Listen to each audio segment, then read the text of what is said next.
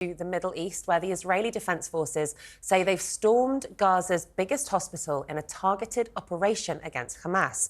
The US says the terrorist group is using the Shifa hospital as a command centre, something Israeli forces have also accused Hamas of. Now, we've learned that Israel has opened a humanitarian corridor for Palestinians to leave the Shifa hospital, which has been suffering with dangerously low levels of fuel and medical supplies due to the fighting outside. One doctor said that 200 patients have been buried in a mass grave. Delighted to be joined once again from Tel Aviv, foreign editor of the Jewish News, Jotam Confino. Jotam, good morning.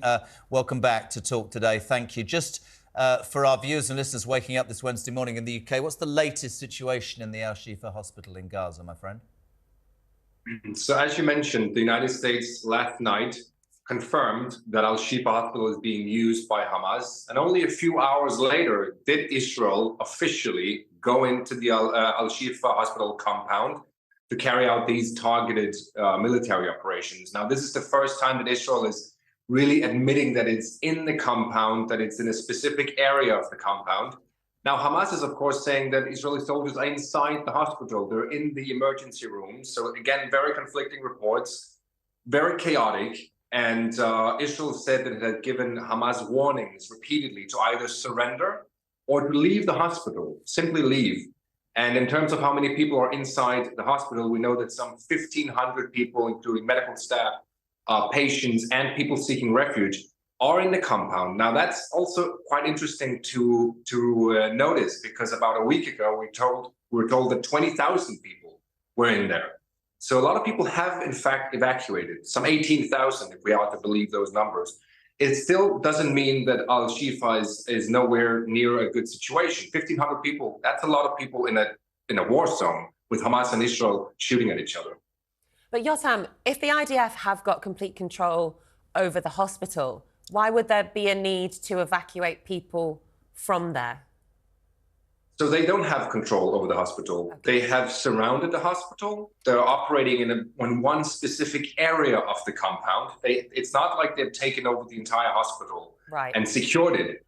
Hamas is still apparently in control, and especially underground, where their command center is. That's where Israel wants to go, because Israel believes that some of the hostages are being held there. So it's a very valuable target for Israel, both because there's a Hamas command center, but mainly because there are also apparently hostages there.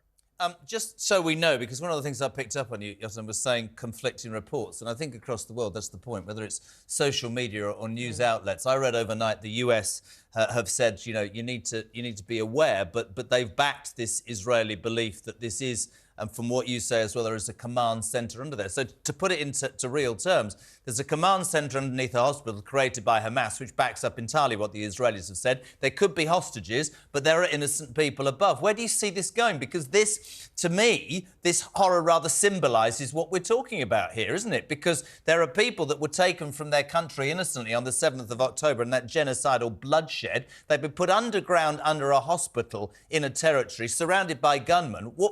What happens? It's an almost impossible position, isn't it?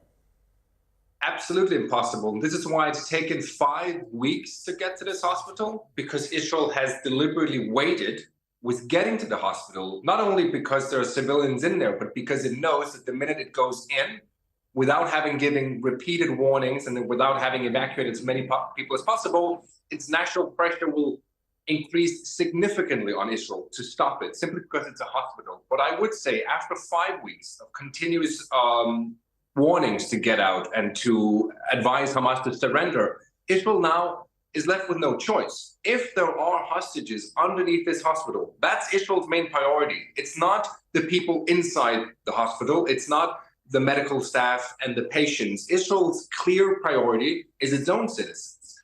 And it has said that repeatedly. Now, it's trying its best, it says, to get them out of there.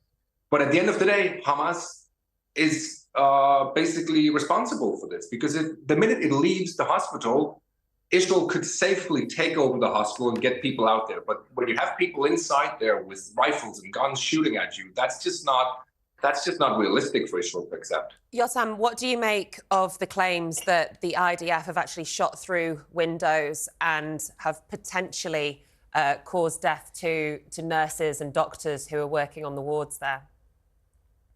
Look, and anything is possible, really. It's very, very difficult to be here and to assess what's happening. But we do know that in situations like this, civilians get caught in crossfire. We see that in the West Bank often, very often, in fact, with civilians being caught in the crossfire between Hamas and Israeli soldiers. If Israel has started to shoot in the hospital because there are Hamas terrorists in there, then yes, there's a big likelihood they've also shot civilians, because Hamas is not wearing a uniform. It's not like soldiers. It's hiding between the civilians. So it's very, very realistic that something like this could have happened. But again, Israel will continue to say it's not our intention. We would prefer for everyone to get out and let us have a simply face-to-face fight with Hamas. That's and I guess Israel's ideal scenario. I guess to sum it up, Jotam, and you do it brilliantly, so we have a standoff. We have a situation where Hamas will say these innocent people are in hospital, whilst not admitting that their centre is underneath and built there quite deliberately. And Israel's going, we want to get our hostages back. I'm really sorry if there's going to be some collateral damage. You don't want to kill people. Please get the hell out. But we're just standing here. And that rather sums up the whole situation. And from afar, horrendous. But listen, as ever, Jotam, we really appreciate you joining us on Talk today. Thank you. And we'll no doubt catch up with you in a few days as well. Thank you.